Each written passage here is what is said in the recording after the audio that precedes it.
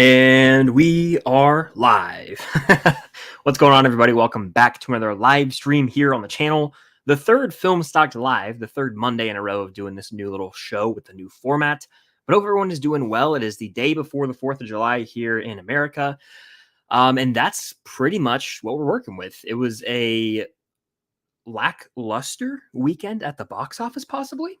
Could it have been? Could it be a lackluster summer movie season? That's one of the main topics today. We'll be talking about that for sure. But if you guys are just now joining in here or watching on the replay, be sure to hit that like button. It helps out more than you know. Drop your questions in the chat regarding, the topic, regarding things in general. Super chat is the way to go to guarantee that I get to your question, comment, concern. It's also a huge way to help support me and the channel directly, and anything goes a very long way. And of course, check out the Patreon. It's recently been revamped, got tons of content posting over there. You'll get access to the Discord, lots of other stuff. It has been a fun time growing the Patreon community. So that is my little opening spiel. Hit the like button, and I'm diving into today's topic, which is summer movie season box office flops.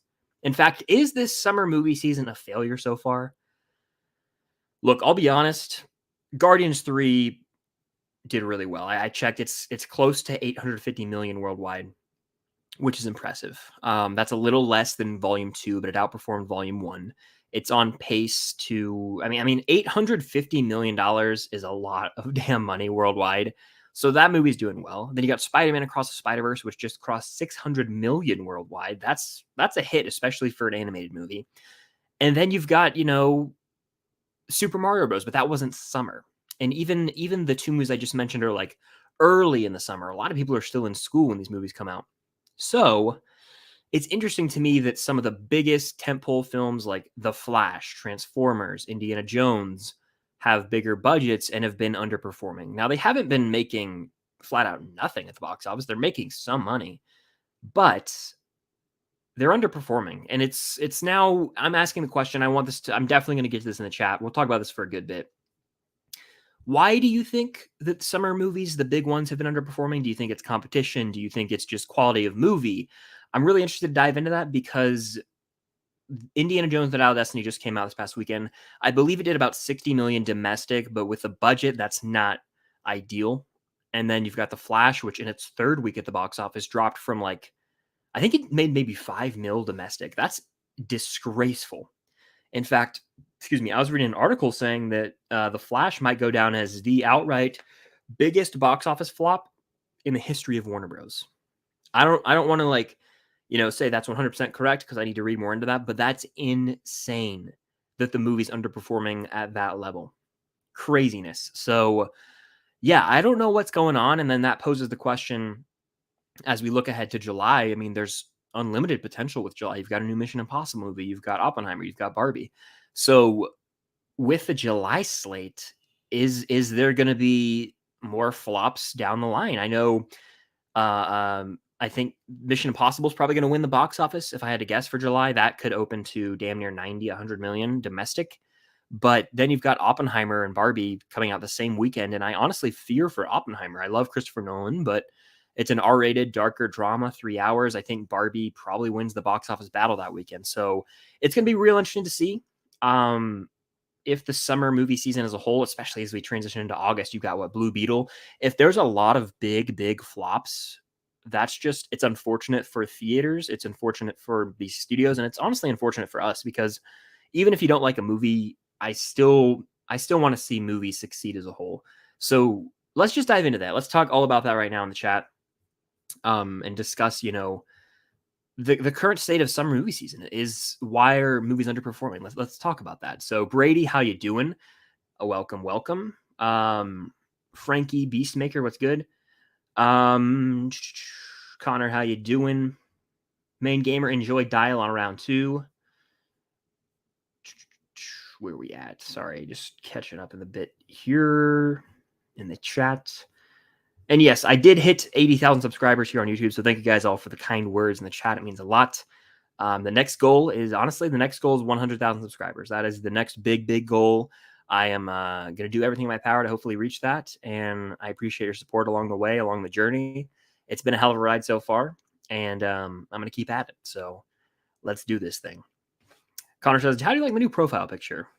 I like that indie poster a lot. I'll say that much. So yeah, I saw Dial last night. Here's my thought. It was disappointing, but good, if that makes sense. So that could factor in. Just, do you think general audience response to films is like not as great as it once was? Is that why movies like Dial of Destiny might have underperformed a bit? Happy early 4th to you as well. Shout out Starcourt Food Court. Jack, what's good? Welcome in. Ryan, of course. Let's see. Eli, what's good? Lucky, Ethan, Logan, Armando, Ben, Iron Legion. JJ, what's going on? How you doing? Where are we at? All right. So this is kind of looking ahead. I think Barbie, Mission Impossible, and Oppenheimer will make lots of money. I think of those three, Mission Impossible far and away is going to make the most. I think Barbie's going to be a hit. I've seen the marketing and even the press. I think they were in like Korea or something, and the press was like insane, like the crowds that showed up. So I don't know if any of these three films are going to do $1 billion. In fact, I don't know if there'll be another $1 billion film this year. I think it's only going to be Super Mario Bros. Movie, which if you told me that before the year started that was going to be the only one, I would not have believed you. I thought one of these summer movies would for sure crack it. But the fact that Guardians 3 didn't even do $1 billion, which I know $1 billion's a lot and it's a huge success. And Guardians 3 is by no means a failure, but the fact that that movie didn't even do $1 billion, I mean, I don't think that any other films really are going to crack the $1 billion mark this year. I really just don't see it happening. Mission Impossible, I know it's got that Tom Cruise effect. That could do 8 to 9, but I mean, $1 billion, it's a lot of damn money. A lot of damn money. And with the competition, you guys are right. There's a lot of competition right now. Spider-Verse 2 at 607. That's massive. That's huge for Spider-Verse. Yeah, absolutely. So that is one of the few like bright spots of the summer movie season. That movie blew everyone's expectations out of the water in terms of the quality of the movie. And then of course the amount of money it made. No one expected it to make this much. I think the first Spider-Verse film did like, I mean, total, was it like 200 mil? I had to look that up actually. I think the first Spider-Verse film didn't, in like the first weekend, I think that Across the Spider-Verse outgrossed into domestically or something crazy like that. It was nuts. So a huge achievement right there. And Guardians 3 as well, a big achievement. But then you've got these other movies like The Flash being the real outlier here. But even the drops from week 1 to 2 this summer have been historically bad. Even you look at Transformers, I fear for Indies drop week 1 to week 2. It's brutal. You got Insidious coming out. You've got Mission Impossible. It's competition galore, and I don't think a lot of people are going to go to the theater this upcoming weekend, though. So we'll see. Jack, welcome in, my friend. I personally love the summer movie season so far, and I think July is coming in hot. MI, which you know is great. I do like MI a lot, by the way. Stay tuned for my review. I've seen Dead Reckoning Part 1, and I have a lot to say on July 5th. My review drops, so stay tuned. But check out my out of theater reaction for my quick thoughts. I'm a fan. I'll say that much. And then, yeah, Oppenheimer and Barbie. I think that quality of movies in July will be the highest it's been in a singular month this year, but the box office result is really important. And honestly, I don't know if people are going to show up in droves. Like, I think Barbie's going to do well, but will it have long legs? That's kind of where I'm interested, is like movies can have these big opening weekends, but will they have long legs? That seems to have disappeared in the past few months. We got a super chat. Thank you for the super chat. What's your rating of The Breakfast Club? I haven't seen the movie fully since like 2015. I've seen it twice, I think, or 3 times in my life. Damn good 80s classic, but my rating, like out of 5, I'd probably say like a 4 out of 5. I really enjoy it. I think that it gets a little too like melodramatic at the end, but it's a classic 80s movie, that coming of age feel. I mean, you got to love it. It's The Breakfast Club. It's iconic. Not one of my like all-time favorite movies for sure, but I enjoy it. It's a classic 80s film. Not one I go to a lot in terms of rewatchability, but I do think that it's a must watch just because of its cultural impact, really. Like, don't you forget about me. Dun. I mean, come on. It's classic. Thomas with the super chat. Do you think you'll watch Nimona? I probably will not. In fact, I'm unfamiliar with what that even is. I think I saw that a trailer dropped or something, but is that anime? I haven't really watched a lot of anime films, so I would probably pass on this one. But there's no denying that genre, anime, all of that type of filmmaking has a huge following and audience. It's just not something I've really ventured into. So I probably won't. But thank you for the super chat, Thomas. And hope you're doing well, man. Glad to see you in here. All right. people aren't going to the movies like they used to. You see, I think that has some truth to it, but then I think look at 2021. I mean, No Way Home is one of the highest grossing films of all time. Avatar came out in December. It's one of the highest grossing films of all time. Even Super Mario Bros. Movie, that was this year, April. People came out in droves. So I kind of push back on this a little bit because I do think people are still going to the movie theater. What I think is there's almost an oversaturation of film now where it's like a new one comes out every week, and with things getting more expensive in life, like literally gas, groceries, movie ticket, people are prioritizing. And so honestly, a lot of people are probably like, hey, let's look at our calendar. We're going to go see the MCU movies because a lot of families love the MCU. They've proven to have a track record. That's why the MCU always has hit after hit opening weekend, usually. Even Quantumania did 100 mil, I think, domestic, 104 mil domestic, which is big. Not a lot of movies open to over 100 million domestically. So I think that definitely plays into it. People aren't going as much streaming. And I think certain films, certain studios have sort of dug themselves into a hole. I'm going to say Warner Bros. And Disney have, because they were putting their films on HBO Max and Disney Plus like the same day for a while. Like Disney Plus premiere, I think we had to like pay $30 to have like Black Widow. But then you've got, the Pixar films were going straight to Disney Plus, and then on HBO Max for a bit there. Now Max, of course, you had Wonder Woman 84, Dune, a bunch of these movies, Suicide Squad, go into your streaming service the same day. So a lot of these audiences are trained now to just say, hey, I'm going to wait until this comes to this streaming service in 2 or 3 months and save money. And that's why I think that definitely plays into this part of the argument. But then Lucky makes a good point here. Quality of movie. That could be a reason people aren't showing up as much. And this is a reason. I made a video last week talking about why did The Flash bomb at the box office. I think there's a ton of factors working against that movie's success, from the behind the scenes drama to just the DC reset to competition. But at the end of the day, quality of movie is the most important thing for a movie's success. And if it has a little bit of an underwhelming opening week, long legs because of good word of mouth, it can have long legs. And so quality of movie is so important. And I think if a movie's remotely divisive, it just won't, like, it will underperform. If there's any, like, that's why I think Mission Impossible is going to be such a big hit. I've heard there's some mixed bag reactions early. I loved the movie. I'm just going to say that. I have a review coming out. I really, really like the movie. But with Tom Cruise, with action spectacle on the big screen, coming off the heels of Top Gun Maverick, which Top Gun Maverick goes to prove people do go to the movie still. That's a quality movie. I think Mission Impossible 7 is a quality movie. People will show up. And I wouldn't be surprised if that ends up being like the second or third highest grossing movie of the year, because it's a quality movie. It's entertaining as hell. And it's riveting. That's the movie you want to go see on the big screen. People will shell out for that. And that's why I worry about Barbie and Oppenheimer. People look at the July slate, say people pick, I'm just going to say, imagine if the common moviegoer, average moviegoer goes to one big movie a month in the summer. Mission Impossible is going to be the one I recommend, and Mission Impossible is going to be the one that I think they're going to go to. You want Tom Cruise action, that's awesome. I think if you line up Oppenheimer, Barbie, and Mission Impossible, most people are probably going to pick Mission Impossible. Now, I'm still excited for Barbie and Oppenheimer, of course, but it's like Oppenheimer has its audience. It's this R-rated Nolan movie. The Nolan fans will show up. I'm one of them. I'll be there. But it's a darker movie, R-rated. It's definitely going to alienate it a little bit because it can't appeal to anyone under the age of 17, essentially, unless they have, a parent. And then you've got Barbie, which will do well because there's a huge fandom, but I just don't see either Barbie or Oppenheimer like blowing it up at the box office, doing really, really well. Whereas with Mission Impossible, I do see it having a long legs. It comes out July 12th, and I think they're even doing screenings on like the 10th. So it's got like 10 days to really light it up. And I still think it's gonna, I think it's gonna. This might be a hot take. I think Mission Impossible: Dead Reckoning Part 1 outgrosses Oppenheimer and Oppenheimer's opening weekend domestically. That might be a steamy one. If I'm right, that'd be cool.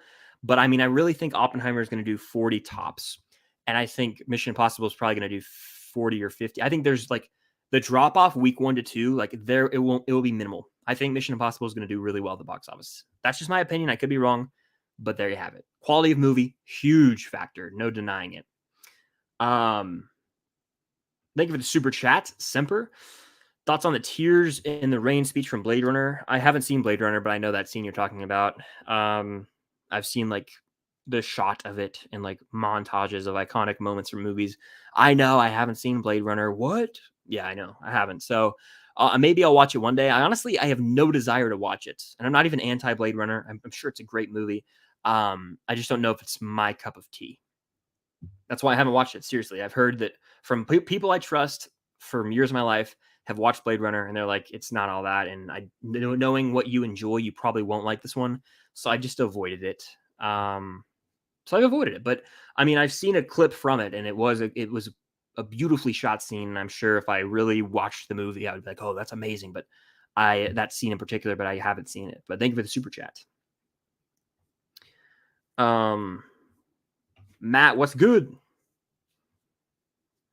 How you doing? I still have not watched Nines.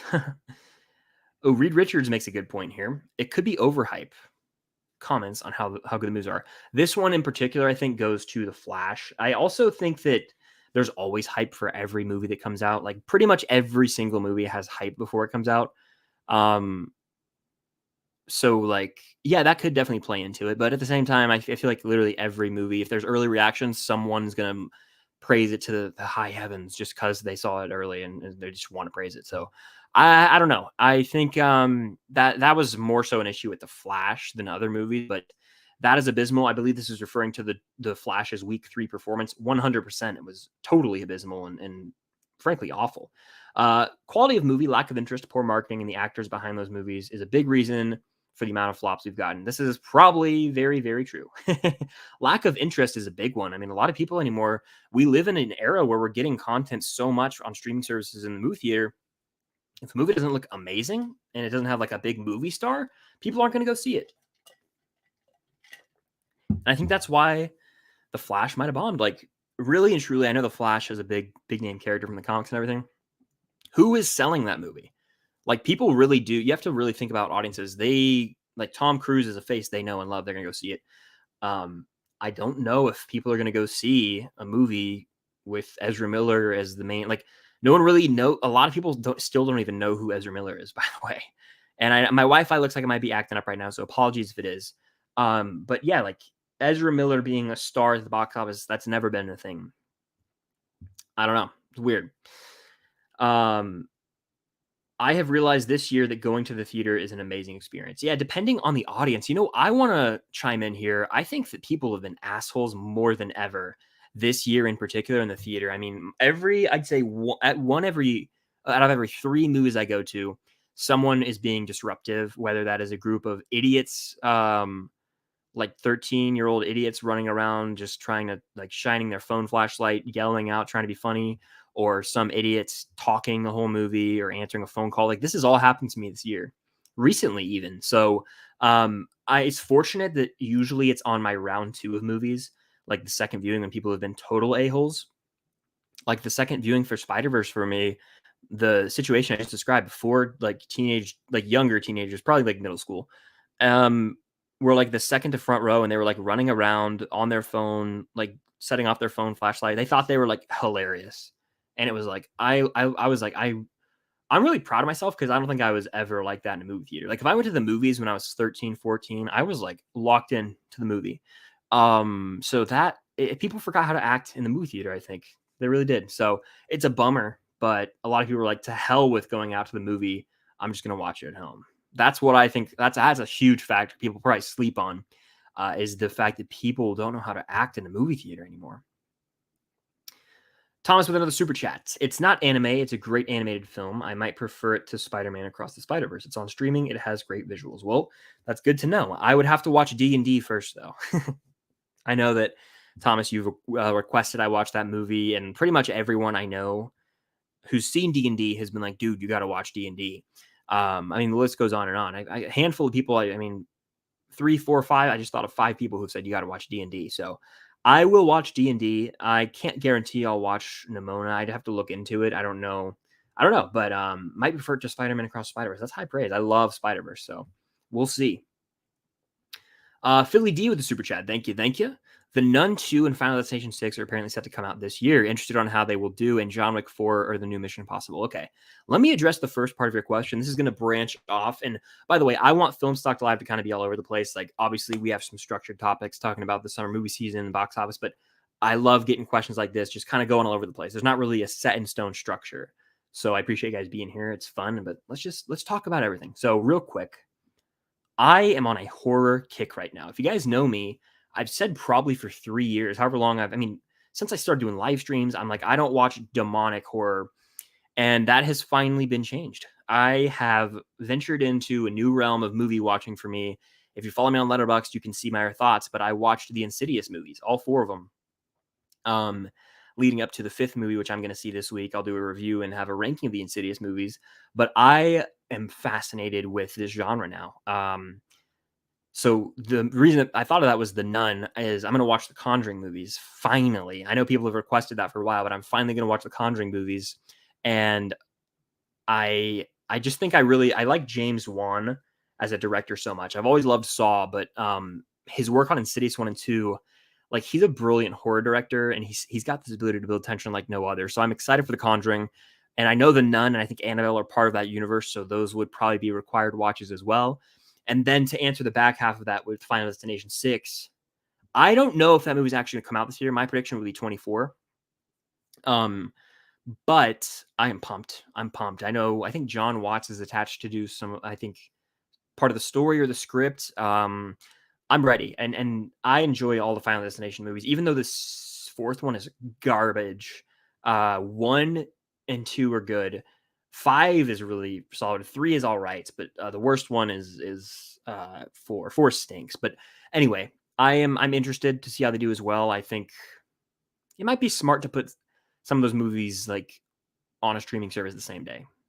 Some horror movies are meant to kind of go streaming and theater, but that's just me. In regards to the last part of this question, as my Wi-Fi looks like it sort of lags a bit, John Wick 4 or the new Mission Impossible. I'll say this, I have to rewatch them both before making that distinction because they're both amazing, amazing action movies and different. Mission Impossible, a lot more plot driven in terms of like John Wick has a plot, obviously, but it's like there's these insane action sequences. It's a lot simpler. Mission Impossible Dead Reckoning Part 1 gets a little dense at times. And what I mean by that is there's a lot to soak in. You have to be on your A game in terms of listening. There's exposition dumps. It's a bit of a complex plot. Whereas John Wick is less so that. So it's interesting to compare the two.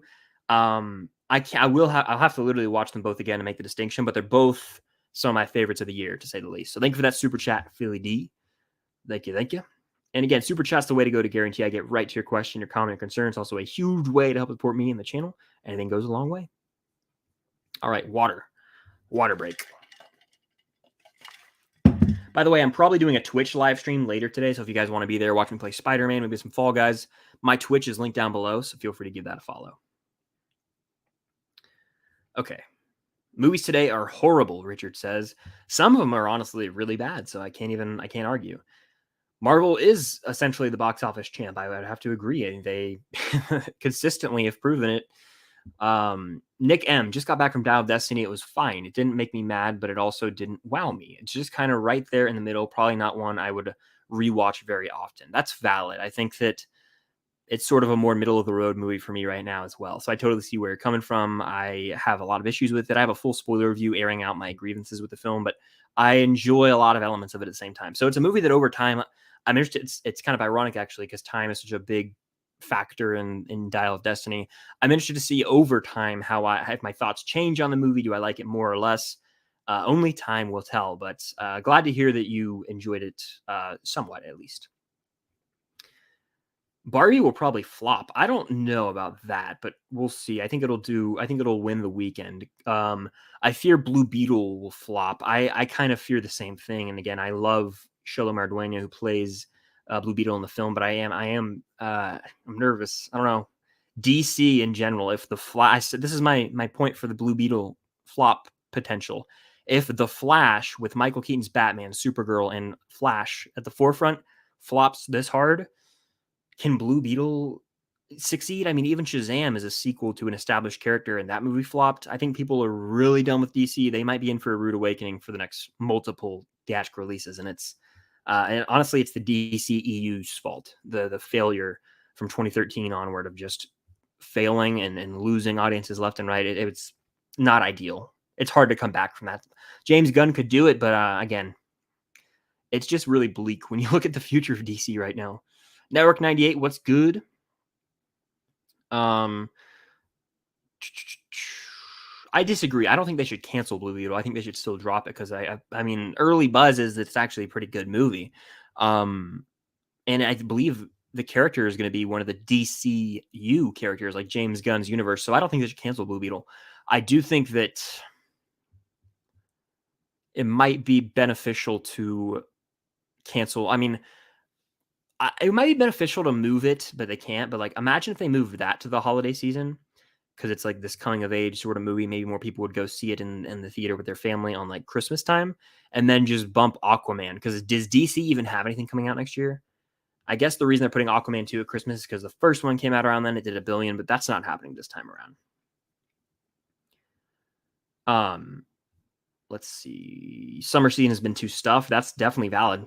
But the thing is, like, it always has been, you know? I think this is the first real summer where we're returning to weekly big releases, and the world is like adjusting to that because they're not used to going to the theater as frequently as before the pandemic.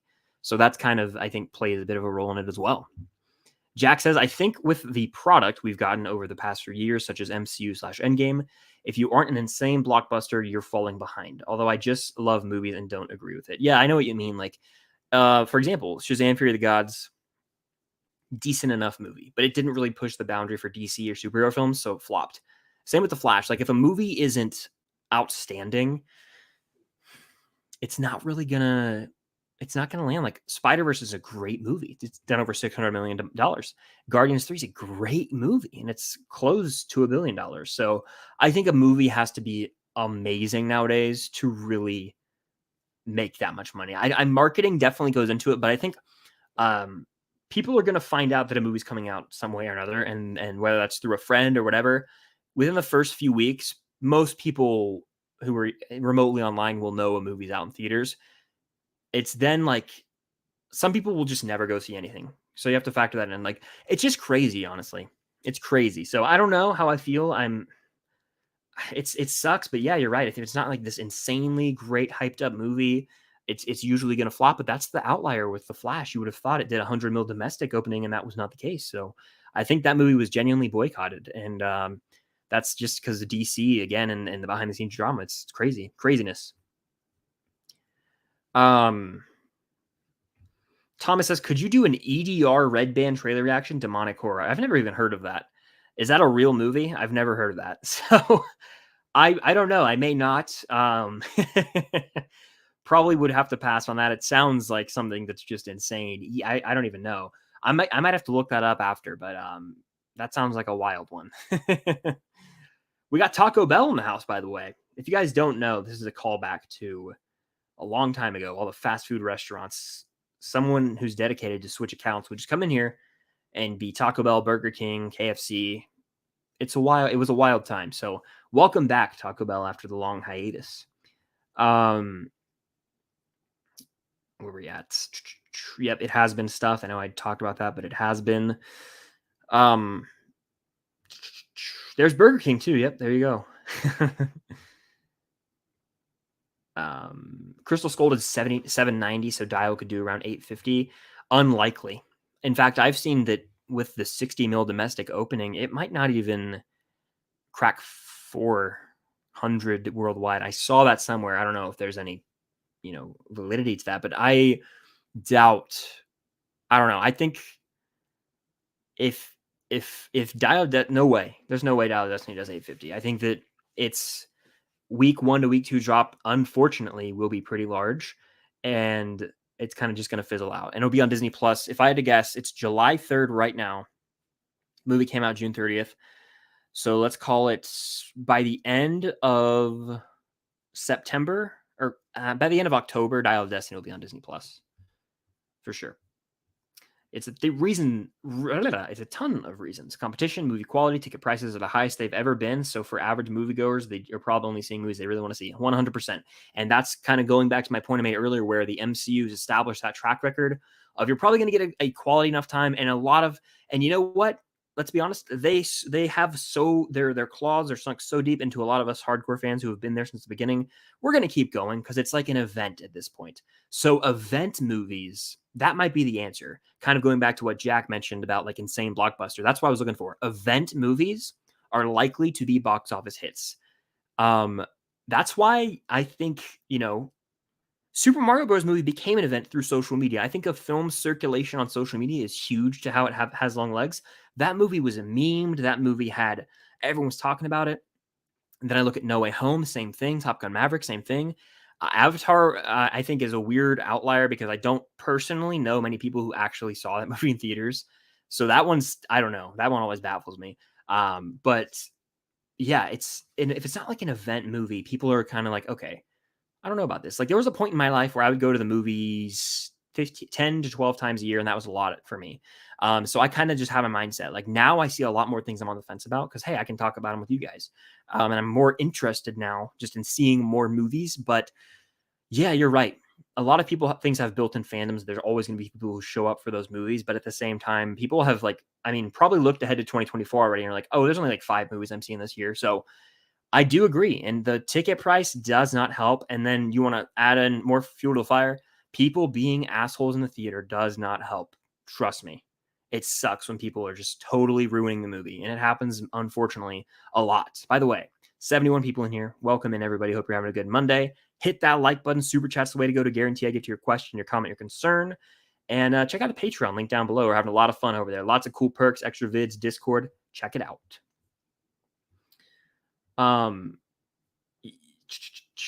Yeah, and Sean, you make a good point. I think I saw that Ruby Gillman Teenage Kraken was the worst opening for a DreamWorks movie.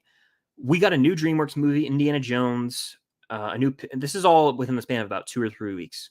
We got a new Pixar movie, we got a new DC movie, we got an Indiana Jones movie, we got a new a DreamWorks movie, we got an Extraction 2 movie on Netflix.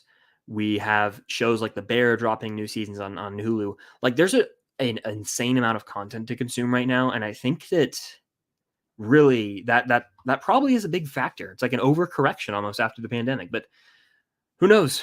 We got Wendy's in the chat. We got KFC in the chat. Welcome in.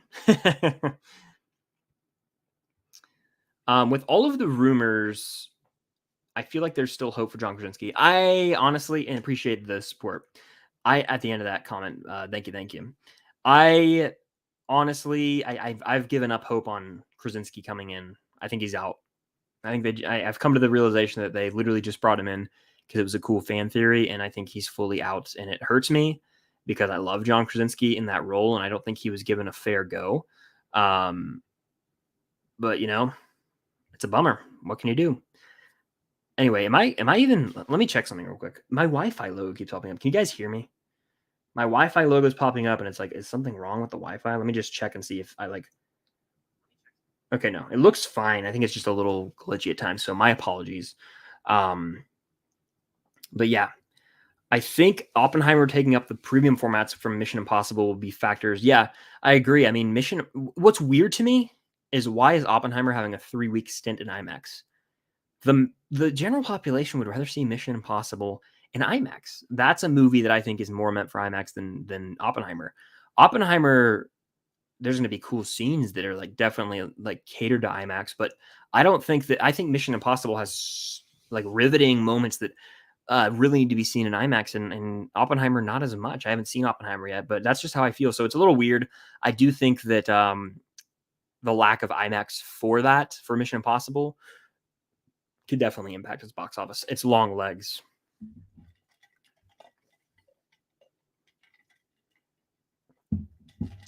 Eli says the only movie I see doing $1 billion in the future is Batman 2 or Spider-Man 4. I don't even think the Batman Part 2 does $1 billion because the first Batman did 770, I want to say. Now, granted, it ended up going to HBO Max 1 month after release, I think. But I think a lot of people that movie was kind of divisive, and so I don't know if people are going to go see it in theaters. The runtime definitely, I think, plays a factor in that too. But I don't know. Spider-Man 4, I'll give you. I think that the next Spider-Man movie will probably do $1 billion because it will have been a while since we've seen a live-action Spider-Man, and every live-action Spider-Man movie has done pretty well at the box office for the most part. So I do think the next time we see Tom Holland Spider-Man, it'll do $1 billion. I'm comfortable in saying that. Spider-Verse 3 will not make $1 billion. It's going to do well, but I do not think that it will do $1 billion. We got Pizza Hut in the house. Let's see. Wow, I don't think Mission Impossible crushes. I think Barbie crushes. Oppenheimer does solid. Wonka, I forget about that. You're right, that comes out this year. But will that crush? I don't know. In fact, I don't think TMNT crushes. I'm sorry, I don't. I think that I think a lot of people just don't care about the Teenage Mutant Ninja Turtles. Like, I'm one of those people. I know there's fans there. I never was into it. I'm not going to watch it. I'm not going to see the new TMNT movie. So it would be the Transformers thing where it's like, I don't really care about this. So am I going to go force myself to watch this movie? No. So I'm not going to watch TMNT, but I think the Marvels has a shot to do well. The Marvels will probably open over 100 mil opening weekend because I mean, Quantumania did, guys. The Marvels, it's still a big MCU movie in November. People still show up. They show up in droves opening weekend for the MCU. I think it'll do high 90s, if not 100. So people are showing up for the Marvels. And then Dune, interesting. Dune Part 2 looks way better than Dune. I saw the trailer. I didn't do a reaction, but I saw the trailer. And I said this. Dune Part 2 looks like the movie I wanted Dune to be. So I think I'll like Part 2 a lot more. In fact, if you want proof, whenever Dune Part 2 comes out and I inevitably like it more, I will say this. I'll say this in my review of Dune 2, probably. Ready? So if you guys want to go back to my Dune Part 1 review from October of 2021, I said this in that review. I can't really give a score for this movie because it's incomplete and I need to see Part 2, and Part 2 will make me like Part 1 more. And I'm pretty confident that's going to happen. There you have it. Let's see. Where was I in the chat? Somewhere. By the way, 70 people in there. Keep hitting that like button. Let's do 100 likes. I don't know if that's possible, but let's do it.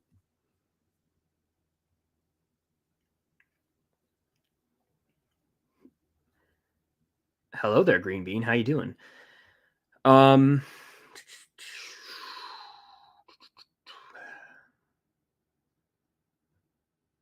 are we at? Spider-Verse 3 is definitely going to hit $1 billion at the box office. Oh, okay. I may have misread your comment earlier. Let me check something. Did you say that originally? And I was like, okay, yeah. Sorry. I misread your comment earlier. Spider-Verse 3, so Beyond the Spider-Verse is going to hit $1 billion. I still don't think it will, but I think it will do 8 to 9. I don't think it'll do $1 billion, but I think it'll do really, really well. It has a potential. Don't get me wrong, it has a potential. It just depends when the movie comes out, honestly. Crispy Pops with a good question here. I went to my first con last week and met Sean Astin and Christopher Lloyd. Awesome. Great Scott. It got me wondering, what's your favorite con you've been to? I've been to 4 cons. I went to Atlanta Comic Con in 2022, Atlanta Comic Con in 2023. It was called something different in 2022, but I'm going to call it Atlanta Comic Con. So I've been to that one in 22 and 23. I went to MegaCon in 2023, and I went to Fan Expo Dallas in 2023. My favorite one that I've been to, I mean, it's tough. I think that I was only at MegaCon for one day. It was huge. It was the biggest one I've been to by a long shot. I really enjoyed my time there. I really had a lot of fun at Fan Expo Dallas. I think that's one of my faves, probably. Met a lot of cool people, both celebrities and friends in person. So I think Fan Expo Dallas is high on that list. They've all been really fun, though. But Fan Expo Dallas was neat. I think I'm definitely going back to MegaCon next year for the whole time, I think. So that'll be fun. I look forward to that. But yeah, they've all been fun. I haven't had a bad con I've gone to yet. Thoughts on the Marvels? I'm excited. I really am. I like the dynamic of the team from that trailer. I like Miss Marvel as a character. I like Monica a lot. And I like Captain Marvel. At least, they've turned her character around a lot for me. So I have high hopes for it. I think it'll be really just a fun time, and that's what I want. I don't think it'll be the best Marvel movie, and because of that, I think people will probably end up over-hating it. But what can you do? what do I think of the FNAF trailer? I'm actually sold, and I've never really researched the lore or any of that jazz, but I'm intrigued. It looks like a family type of spooky vibe, sort of like a Disney type, like not Disney, but like Haunted Mansion. Someone commented that and made a good point. It's like the Goosebumps type of horror where it's not like going to terrify you to your core. It's going to like be a fun, scary movie with a really dark premise, but still a fun, scary movie. And I'm ready. I think that I really am. I'm sold, and I'm probably going to see it in theaters. Not probably, I am going to see it in theaters. I had a little brain lapse there. I will definitely be seeing it in theaters. Comes out the same weekend as Saw X. Spooky. All right, let me take a sip of water.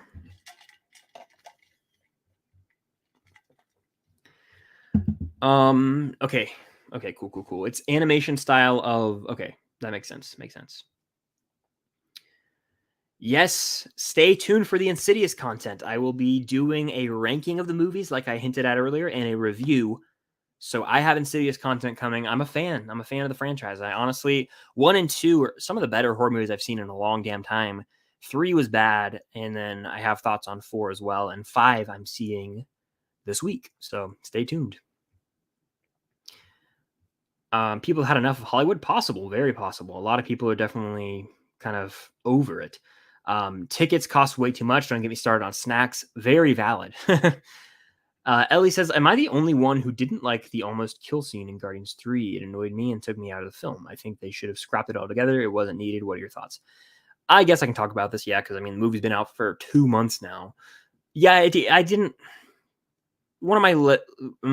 that is one of the moments I didn't love about the movie, but it didn't take me out of it, and I wasn't that bothered by it. That's one of the minor gripes I have with the movie, but I'm really able to overlook it pretty easily. But I think they could have probably done without it. But again, that's the whole thing where James Gunn teased death so much in that movie, but it never happened, and it made me constantly on edge. So he succeeded at making me feel like characters died without actually killing them. So kudos to James Gunn.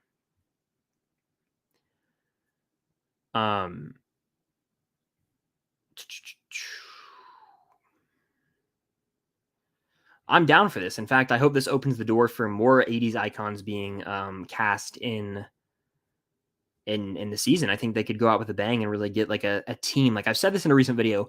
Imagine if they assemble like a squadron of 80s badasses and they come into Hawkins and like they're in it for like an episode or two and then they just get killed. But like kind of like the Suicide Squad almost. But it's like Linda Hamilton. It's like Carl Weathers, Kurt Russell. And I think I said like Christopher Lloyd and maybe even like Elizabeth Shue. Like get a bunch of 80s stars and throw them on like this elite squadron and they get like picked off one by one or something. It'd be pretty sick. My parents were talking to me about that. They don't go to movies as much anymore because so many movies come out now compared to when they were younger. Yeah, we're getting a big movie damn near weekly every year. There's a new release pretty much every single week. Interesting, right? I mean, we definitely, even I think back to when I was, growing up, there were movies coming out, but I did think there was like multiple weeks where it was like, okay, there's nothing coming out. So there's not as much competition. There's like multiple movies coming out every weekend now. So it definitely, definitely adds to a reason. It's a reason that movies are underperforming is because of so much competition. And audiences almost might feel overwhelmed by it. They're like, I'm not even going to go at all. So could definitely see that for sure. The need for world-ending and high-intensity films definitely makes me nervous as a Nolan fan. Gonna be interesting to see how Oppenheimer plays out in such a bizarre summer so far. Yeah, I'm really interested to see. Like, that's the one because I know Barbie's gonna be a hit. I know Mission Impossible is gonna be a hit. But what is the ceiling for Oppenheimer opening weekend? If it goes over 50 million domestic, that's really impressive for an opening weekend. Honestly, I would track it at like mid 30s. Just because it's the R rating really plays a factor in that, and the fact that it opens the same day as Barbie, and people are still going to be seeing Mission Impossible. Like I feel like Oppenheimer of those 3 movies, general audience are going to be the least likely to go to. Is that a hot take? I don't know. I think it's fact. I'm very excited for Oppenheimer. I'm seeing it opening night in IMAX. Thursday night opening in IMAX with my brother. We're both pumped because we both love Nolan movies. But yeah, I'm ready. I'm ready still. My lip itches for some reason. All right. Would you be interested in seeing the Lego Spider-Man movie? It was cute that they had that little scene in Across the Spider-Verse. I think I talked about this in a recent live stream. I've never watched the Lego movies, which is crazy. I know a lot of people are like baffled when I say that. I just haven't watched them. I've seen parts of them, but I've never actually watched them. And so, yeah, I think it would do well. I think it'd be a fascinating concept, and they might do that. They might play with that.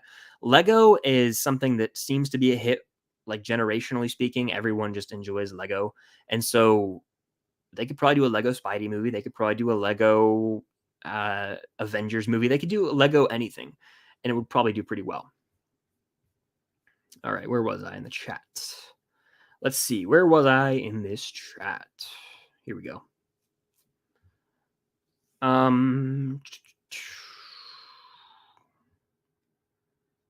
right. I think these three movies will be the best of the year. I mean, it could be a hell of a run, let's say that much. Guardians 3 is still my favorite movie of the year, though.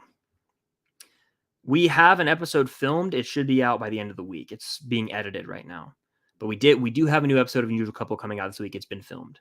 Am I 6 or am I 7? Look, Fallout's an achievement. I won't give it away because I have a ranking coming in about 10 days on YouTube, and it's going to be on Patreon today or tomorrow early. But I would say it's hard. I can't answer it fully right now, but Fallout's an achievement. That's all I'll say. What are my thoughts on Arrival? I really enjoyed that one. I saw it in theaters, and the twist got me good. I haven't seen it since then. I don't know if I will watch it ever again, but it was a really, really good movie. And that's kind of where I'm at with it. It's not a movie like Denis Villeneuve makes amazing movies, but he does not make rewatchable movies. And that's okay. I've seen Prisoners maybe twice. It's a dark, dark movie. It's a great movie, but I've seen it twice. Arrival once. Sicario, I've never fully finished. Enemy, I've seen once. I'll never watch again. And I've never seen 2049. Dune, I've seen twice. So I'll watch it again before part 2. But I don't know. I've never been a diehard Denis fan. I know a lot of people are. I'm not taking a crap on him, so calm down if you are a hardcore fan. I just think that he is not the greatest director ever, and a lot of people do, and that's fine. Everyone has their opinions, but I think Prisoners is the best movie for sure. Okay. Thoughts on Asteroid City? I did not see it.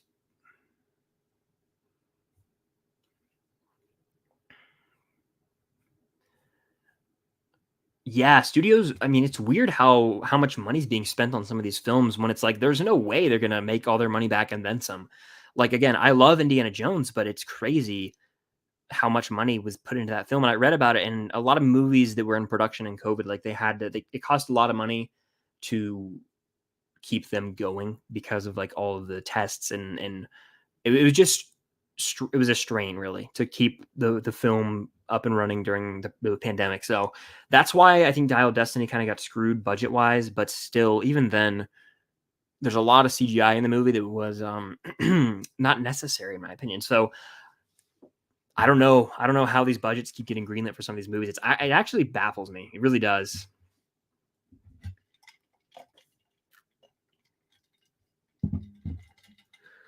Which one is better in your opinion? Super Mario Across the Spider-Verse with ease, in my opinion.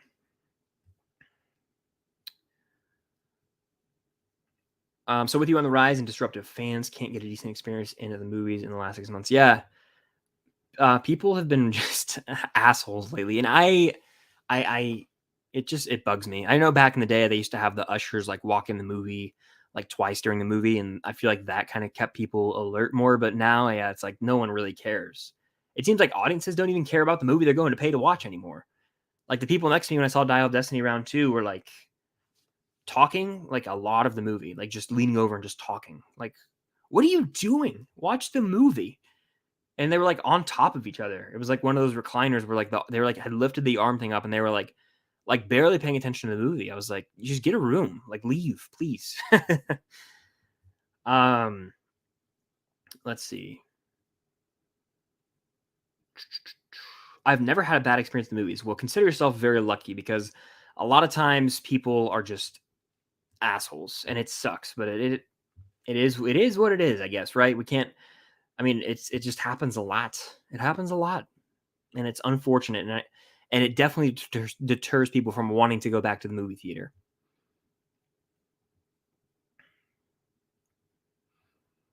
I agree. Yeah, just chill out for a few hours, enjoy your time in the movie, and don't be an asshole to other people in the movie theater. You know, it's not that hard. Let's see. I think they should definitely do a stunts category. I think that would be cool, and I think that Mission Impossible and John Wick would be a close race between the two of them. That, let's just say that much. But I think it's Mission Impossible would probably win every time because of the fact that Tom Cruise actually does it. I know there's some insane stuff in the John Wick films, but you can't look past the fact that he rode a motorcycle off a cliff. It was insane. What he does in the movie is insane. So, yeah. All right, let's keep it going.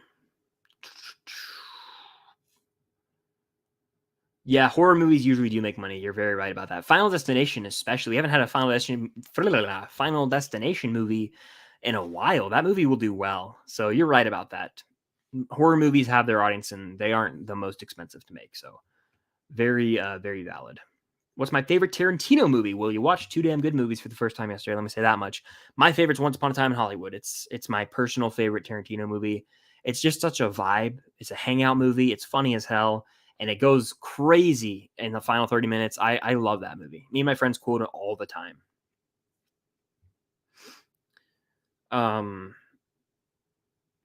Opinion on movie theaters potentially dying. We're kind of talking about that. I don't think they're ever going to die. In fact, if they made it through the pandemic, they're not going anywhere. They're going to be just fine.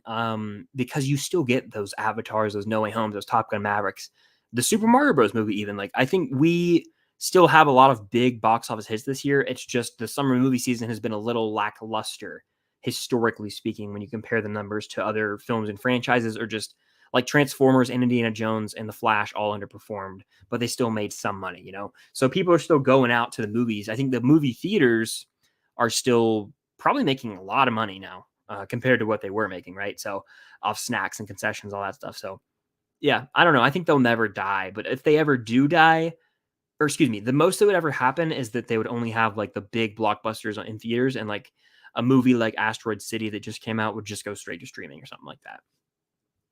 David, what's good? How you doing? Welcome. What is the weakest streaming service right now? I'm going to say Peacock. I think I have it, or someone in my family has it, so I have access to it, but I never go on Peacock. I think Netflix is the king. You've got Amazon Prime has some really amazing original content. You've got Hulu with some amazing original content and just like a good catalog with like The Bear just came out, for example, on Hulu. And then you've got there's another one, HBO Max. It's definitely not that. So Peacock's one that I think is weak. I don't know. I think they have The Office, but that's like pretty much it. In my mind, at least. Let's see. Almost at an hour. These things go by fast, and we're still going. So again, keep the questions coming in. Talk about movie theaters. Talk about anything. Ask any questions you want.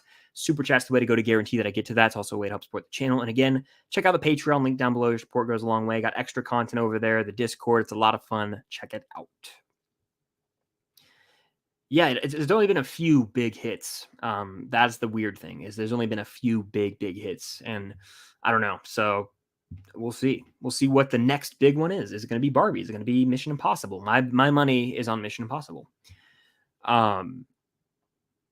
Let's see. Okay, I want to talk about the temperature part of this. A movie theater being too hot is the worst thing in the world. I have been to movie theaters where it's cold and like it's bearable. I'm just a little chilly. But I went to a movie recently. It's this one theater. I'm not going to single them out. There's one theater, and it's where some of these early screenings I go to are. And if it's a certain auditorium, I will be sweating profusely when the movie's over.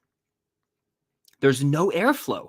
It's like I'm going into a greenhouse, and it's because there's one walkway in, so there's like no exit to the right, and you walk up, and it's like there's no recliners, these leather chairs, and it's like it just gets there's so many bodies packed tight in this small room. There's like no airflow in there, and it honestly it was like that for Transformers, and it was unbearable. I was sweating watching this movie. I can't. It's awful. Sweating in a movie theater, horrible. When like there's just no airflow. Even when I saw Dial of Destiny Round 2, it was so hot. And like you could tell people were like, this it's so hot in here. So being in a stuffy movie theater it ruins the experience, honestly. That's why I enjoy honestly, I enjoy watching movies at home a little more just because I can like pause it real quick if I need to, but also rewind if I miss a line of dialogue or if I feel more. I know it's immersive on the big screen, but there's no idiots messing up your experience at your house. And honestly, that might be the core reason why people are going less. You can watch it undisturbed and peacefully at your house for the most part, months after it comes out. Connor says, what are your top 5 most anticipated movies of 2023 going into the year? Let's go look. I made a video about this, and I honestly don't remember what my Indiana Jones was number 1, so I've seen that. I meant to look this up anyway, so let's just look it up. Anticipated movies. I'm going to my YouTube Studio app. So basically, my most anticipated movies were, let's see. I gotta go watch the video or at least scroll through it, and I will let you know what my top 5 were very shortly after this ad. Okay, so do you think there'll be Avatar 3? 1,000,000% there will be Avatar 3. It's going to come out eventually. It's just going to be a few years. But in terms of this, almost have the ability to answer this question. All right, so so Oppenheimer was up there. So I think Indiana Jones was number 1. I think Oppenheimer was like 2 almost. Mission Impossible was up there. Creed 3 was up there. That was one of my most anticipated movies. That was a disappointment. And Guardians. So I think it was Guardians 3, Creed 3, Mission Impossible, Oppenheimer, and Indiana Jones. So I've seen all of those movies except Oppenheimer. So the back half of this year, I still have some of my more anticipated projects, but we'll see. Yeah, I did see that. They're going to be rebooting both of these. I saw, and I have a little short video coming out about that sometime. But yeah, Harry Potter as a TV series, and I think Twilight is a TV series as well. I think it could be movies, but I don't know. Don't know how I feel about either of those, actually. Not crazy about it, to be honest. Kraven the Hunter will probably flop. Yeah, I watched the trailer, and it's pretty evident it's going to flop. It looks just like a Morbius 2.0. I don't know how the movie's being made. It looks like it was destined to flop. So that's that. Let's see. Yeah, Dio would be lucky to do 500. I agree. For sure. It's just it's not gonna have long legs, I don't think. Unfortunately. Where are we at? Where are we at in the chat? Oh, I've answered a bunch of these already, so I'm kind of just scrolling right now. I see there's a lot of repeat questions in here. All good. My favorite Pixar movie is Ratatouille. Toy Story 3 right alongside it, though. Those are honestly my 2 faves right now. Dial of Destiny was excellent. Yeah, I wasn't lying in my review. Dial of Destiny, excellent opening. I would have loved to have seen the entire movie be that opening and make that into a movie, but I know that's not what they wanted to do, but I would have been totally fine with that. Are the rumors true that Nolan dropped a real nuke for Oppenheimer? I actually don't fully know. I would not be surprised if they did a test nuke somewhere because they test them like in the desert sometimes. I wouldn't be surprised if he did. I wouldn't be. So we'll see. Where are we at? I am the one with the fast food accounts. I figured it was you, Network 98. I figured it was you. Where are we at? All right. Do you prefer Spider-Man 3 or Batman Begins? Probably Batman Begins, if I had to be honest with you. Do you like Spider-Man 3 or Crystal Skull more? And if you had to put them on tiers, which tier would I like Crystal Skull more, actually. That's just if I had to watch one of those movies right now, I like Crystal Skull more, which is crazy to a lot of people, but I really love Kingdom of the Crystal Skull. So I would take that over Spider-Man 3. That's just my personal opinion, though. Will FNAF be rated R? I think it's PG-13, and I will definitely be watching the movie with Cam for sure. I might even play the games on Twitch at some point. That seems like a fun thing to possibly do. I think Saw X can be good. I know they're bringing back Amanda, so that right there has me excited. I think it will be good. I think it definitely will be. And I talked to Alex Leba about this. He was mentioning how it's like I want to say some sort of prequel story. I don't know. We'll have to see what they cook up, but I definitely have hopes for that movie to be one of the better Saw movies, possibly.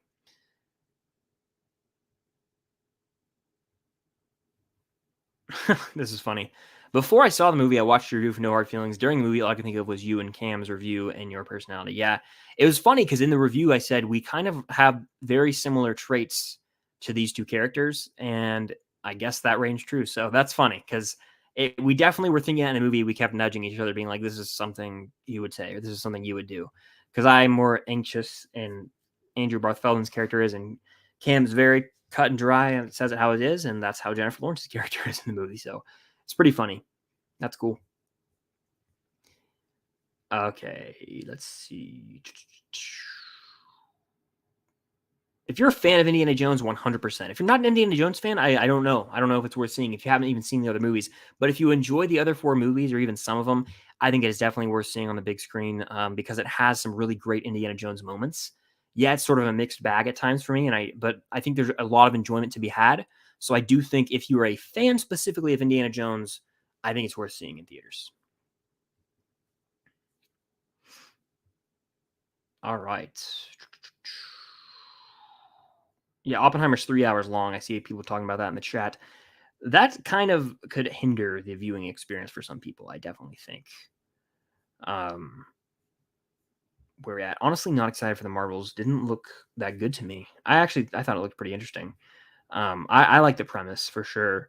First Lego movie is really good. The soundtrack's my favorite. I have again, it was in school. It was in ninth grade, and I saw part of the movie in school. It was like this architecture class that we took for some reason, and I just don't. I never fully watched the movie, so I need to do that at some point.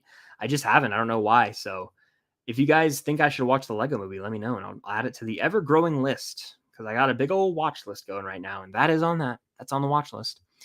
Luke's in the house. What's good, Luke? How the hell are you doing, dude? It's been a while. Hope all's well with you. Across the Spider Verse, damn good movie. Damn good movie. I'd say it's top 3 this year because there have been some bangers, people. John Wick, Guardians, Mission Impossible, Across the Spider-Verse. Across the Spider-Verse is in the conversation for movie of the year. I think a lot of people have it number 1. Damn good movie. So thank you for stopping by. I hope all's well with you. Let's see.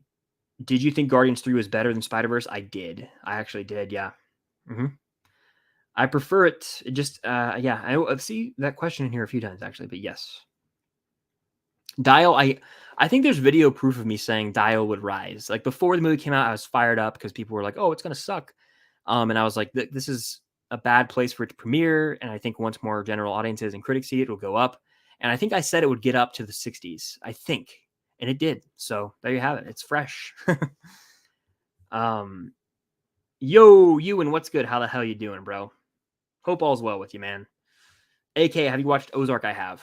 I have. I've seen it. I like the ending. I know it's divisive, but I like the ending. A lot actually. It's one of those endings that's going to make you think, and it's gonna lead to debates. But I like the ending of Ozark. I won't spoil it for those who haven't seen, but I do like it. My Guardians 3 experience was terrible. These kids during the emotional scenes were talking back. Oh God, I hate when people do that in the movie theater. It's the worst thing ever. And that happened to me in not Mission Impossible, in round 2 of Across the Spider-Verse. So thank God I'd already seen the movie. Thank God I had already seen the movie because people were being so rude in that theater. My day's going pretty well, honestly. Barbie will break even. I think it'll make even more money back. I don't know. We'll see. Ewan says I sat beside this dad and his older kid going every time he saw something he didn't like in Dial of Destiny. That would have got annoying, honestly. Like, there's no need to vocalize your dismay with the movie. Just keep it to yourself. People don't have to make a comment on everything in the movie theater. It's like, just shut up and watch the movie. That's kind of how I feel a lot of times. Just like, watch the movie. You can talk all you want during the previews and all that. I don't care. But when the movie starts, chill. Literally, if you're going to pay $30 for an IMAX ticket, chat somewhere else. Like, and even some regular movie tickets, we're talking $20+ like, don't, like, people are here, they're taking time out of their day to go watch a movie and enjoy it and escape into the big screen. Do not be an asshole in the theater. And people fail to realize that. It's one of the rudest things you can do, honestly. Across the Spider-Verse or John Wick 4, that's tough for me. Again, I think John Wick 4 I might prefer slightly, But I've seen Across the Spider-Verse 3 times and John Wick 4 once, so maybe Across the Spider-Verse actually tops it for me. Again, Across the Spider-Verse probably more rewatchable, but John Wick 4 might be I don't know. It's tough. It's tough. I'd have to rewatch all of them. I'm going to rewatch all my favorites by the end of the year, and make the distinction for my ranking. All right. We'll go for a bit longer. We still got some people in here, and it's been an hour. I've been talking a bunch. I need to drink some water. Hit the like button again if you guys are in here. Helps out a lot. Super chat is a way to go to guarantee I get to your question, comment, concern, because there's no way I'm going to get to all these, but with super chats, I'll answer your question immediately, and it is a way to help support me in the channel. Check out the Patreon link down below. Revamped it. Got a Discord over there, and it's been fun. We've been posting more content, and also I'm going live on Twitch probably later today, so follow me on Twitch. That's linked down below. All right, let's keep going. Yeah, the Batman Part 2 is ages away. It's not coming out for, I think, 2025, and it may get delayed even, so we'll have to see. Box office prediction for Five Nights at Freddy's? Hard to say. I have no read on that, Not 100. I think it'll do like 60 or 7. Actually, that's high. Probably like 40, maybe 40 or 50. Is that good? I actually don't know.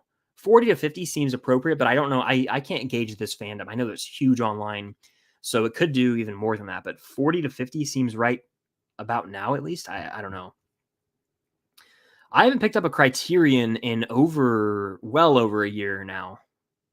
And I don't think I will anymore. I think I'm kind of like not done buying Blu-rays, but I'm definitely not buying as much. Because with Criterions, there's a select few films I've seen that are in the collection. So I was just kind of blind buying.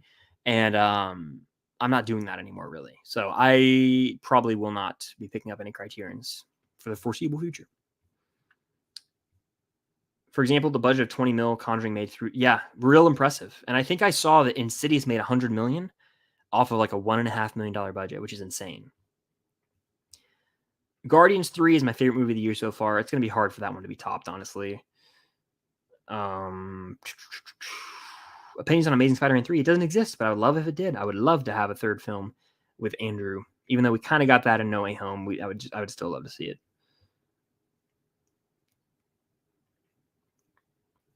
I know we have pretty similar taste in movies, but I thought Blade Runner was extremely mid. 2049 is fantastic. That's what I've heard everyone tell me. Everyone's like, Blade Runner 1 is but 2049 is great. And so that's kind of the camp I think I would fall in. But do I have to? I would probably have to sit through Blade Runner to get to 2049, honestly. So we'll see. One day I may get to it. I said I was going to do it in 2020, and it's 2023, and I still haven't done it. So not looking likely, but you never know.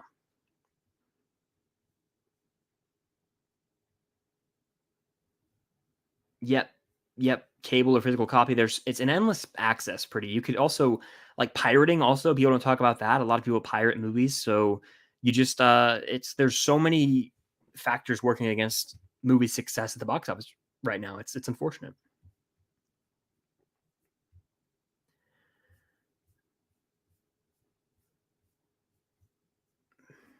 Did someone just try to buddy me in the chat? Who the hell, buddy?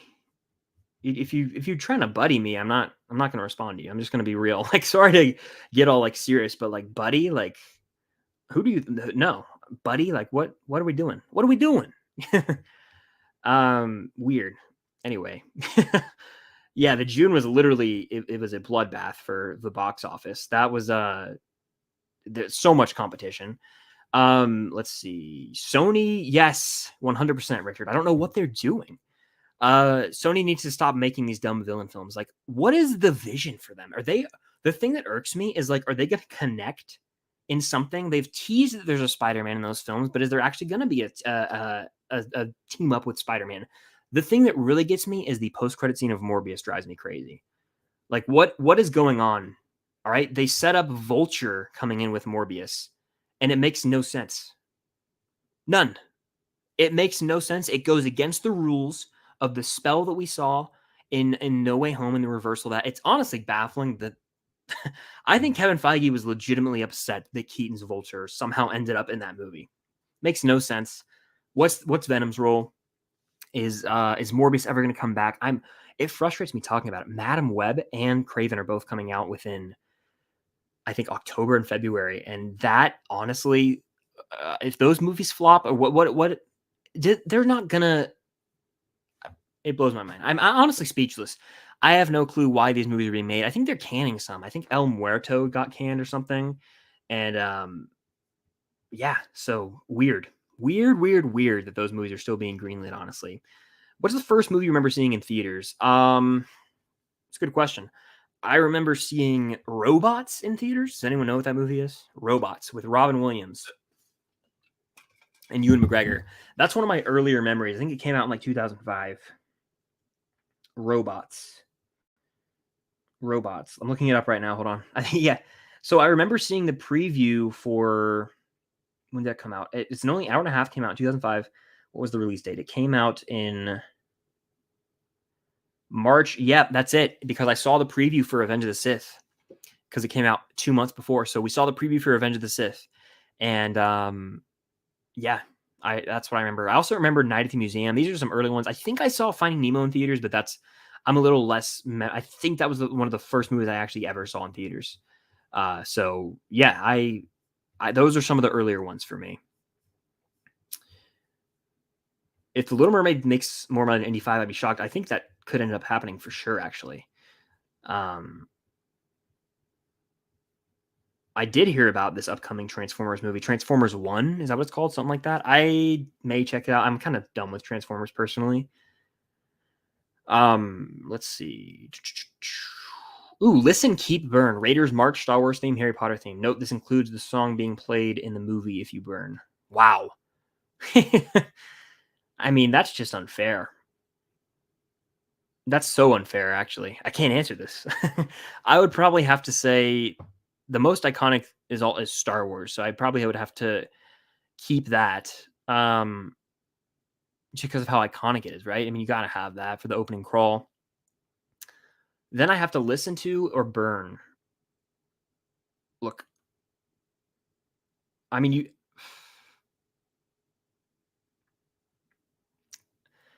I think I have to listen to Raiders and burn Harry Potter, which is insane. But that indie music, I listened to it in my car the other day, just driving around, just listening to it. I think I would have to do that. So I sometimes you guys get me good with those, and they make me lose sleep at night. So there you have it. There's my answer to that. Let's see.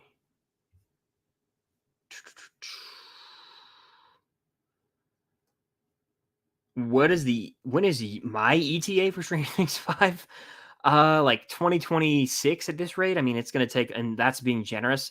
They haven't even started filming yet, and with the writer strike, we don't know when they're ever even going to start filming. So I don't know. It's yeah. I was thinking 2025 before the writer strike. Now with the writer strike, 2026 probably. Maybe even 2027, which hurts. It hurts to say, but I think that might be the direction we're headed in. So we'll have to see. Let's see. Favorite movie from your childhood? I loved The Lion King, as you guys can tell right here. I loved The Lion King. Favorite movie of June? Across the Spider-Verse, for sure. Yeah, they were setting up its Sinister Six team up at the end of Morbius, and it's not going to go anywhere. I highly doubt it will go anywhere. Sony's done that twice and failed twice now, which is kind of embarrassing. Robots, honestly, I need to watch it again, but it was a bang. It was a childhood banger. I saw it in theater. I really enjoyed it. I had the DVD as well, I believe. I also had the GameCube game, I want to say. So I was very well versed with that movie back in the day. But I'll probably take a few more questions here and end it. So hit that like button if you're on the replay or watching now. Fire off a super chat if you want to guarantee I get to your question, comment, concern. If you have a burning hot take to share with me, whatever it is, super chat's the way to go. It's also a way to help support the channel. And keep the questions coming for a bit longer. I'm about to wrap this thing up, though. Who's your favorite Stranger Things character? I always have to answer this one. Hopper and Steve, 1A, 1B. They're the guys. Least favorite Stranger Things character?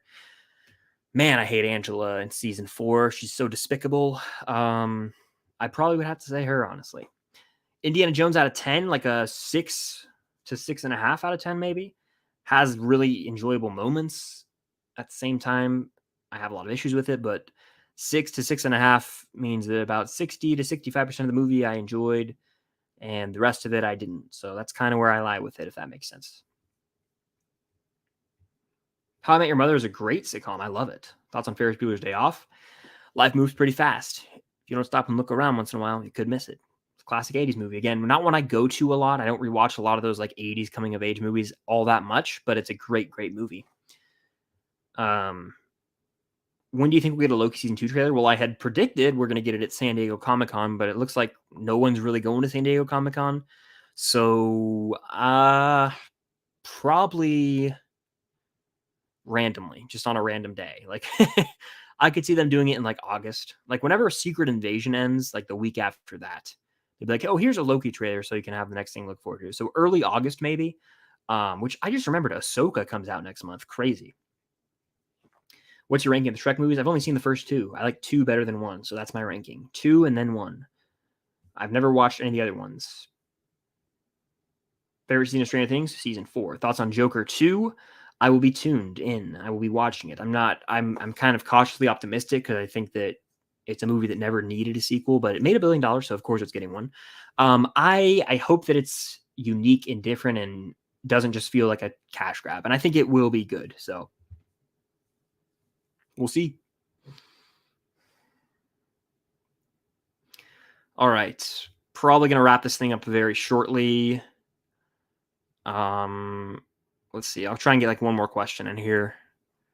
And then I will call it a stream. And I'll probably go do live on Twitch pretty soon, actually. So go follow me on Twitch down below. I'll be doing that relatively soon. It's linked down below. All right. Where are we at?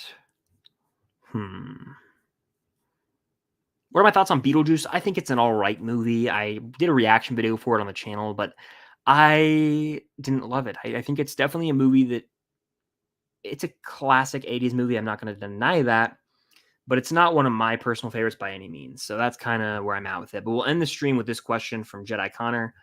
What is the most anticipated comic book movie of 2024? Deadpool 3. Without question. That movie, bringing back Hugh Jackman as Wolverine. We get Deadpool again, which we haven't seen since 2018. Good Lord. Yeah, it's got to be that. Deadpool 3 for sure. I think it's going to be hilarious. I'm excited to see Deadpool in the MCU. That movie, Sean Levy directing, I believe. Levy, potato.